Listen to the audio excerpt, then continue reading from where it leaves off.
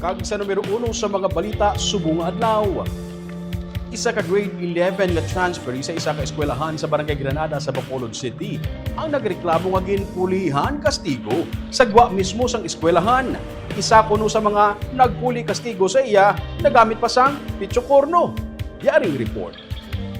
Hindi na maghihos ang 19 anyos ang isa niya katudlo. May mga labhag siya sa butkon kag sa liog. Kag may pila sa hawak matapos ginpulihan kastigo Huwebes ang udto sa gawa sang Father Gratian Murray AFSC Integrated School sa Barangay Granada sa Bacolod. Sa kagabi, gindala siya sa ospital matapos magsululukas ang 2 ka beses kag nagasakit ang ulo. Istorya sang 19 anyos nga si Gary, hindi niya matutuod nga ngalan. Sang aga pa lang, ginsita na siya sang isa ka estudyante pero hindi niya maintindihan ang ginahambal kay hiligay nun. Si Gary nagdako sa Quezon City kag bag-o lang nagsaylo sa Bacolod kag nagapangabuhi kaupo ding iyang lola.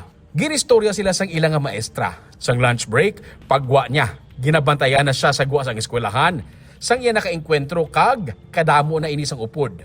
Naglikaw siya pero gintipunan siya kag ginsumbag sang 3 tanan ka mga persona. Tumambay po muna ako sa tricycle kasi umiwas po talaga ako, sobrang dami po kasi. Tapos sila po yung lumapit sa amin. Hinamon po ako ng suntukan. Sinabi ko naman po hindi ako nilaban. Tapos nagulat na lang po ako, nalingat po ako ng konti, may sumuntok na po sa akin. Okay, dalawa. Ilan yung sumuntok sa'yo? Bali ang nakakita ko po 3. May bitsokorno. Opo, meron po. Nakita mo? Opo. Tsaka naramdaman ko rin Sino po. siya? Identify mo sino yung magamit nun? Opo. Yung siya yung talaga yung nagsita sa'yo. Opo, yung umaga. Sa nagligad lang nga semana, ginsaskuhan man ang bag-o niya lang patugungan nga tricycle. Naghubas ang gasolina. Kwento. Ano po yun mag-half day lang po sana ako kasi may pasok din po akong TESDA. Pagtingin ko po sa motor ko, yung spark plug cap niya po, nakatago na po sa ilalim ng gas tank.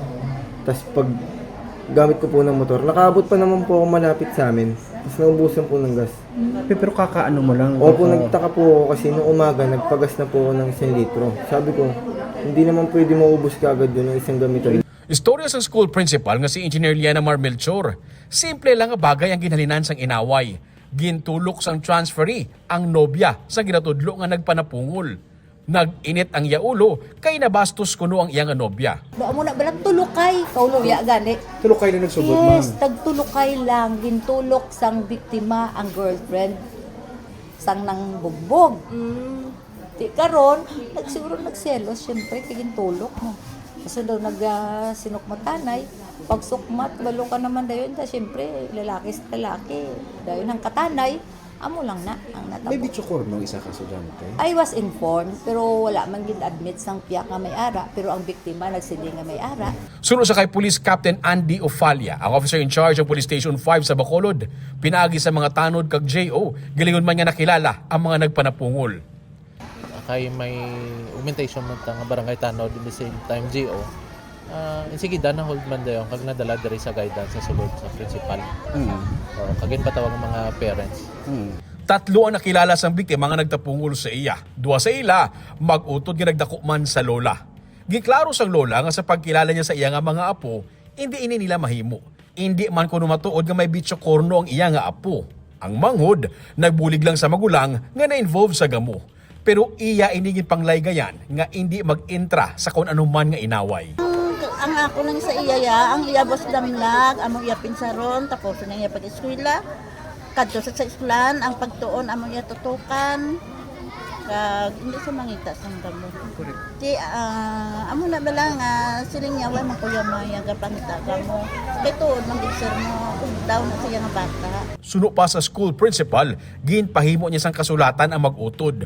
Nga kung mangin involved pa sila liwat sa anuman nga kinagamo, mahimo na sila ma-expel gikan sa eskwelahan. Nga syempre kabalokan man ginanan mo amo ginay kasulatan kay for ano man bala nila nga may at least may kahaladukan man sila bala.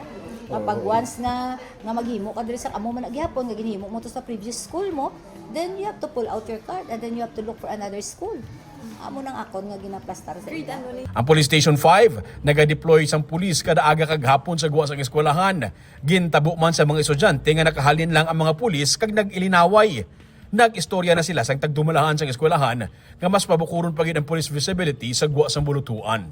Ang eskwelahan, ang ginpapangalan sa pari nga si Father Grayson Murray, ang founder sang Boys Home nga nagpangita sa pamaagi nga mapalayo sa kalakasan ang mga kabataan.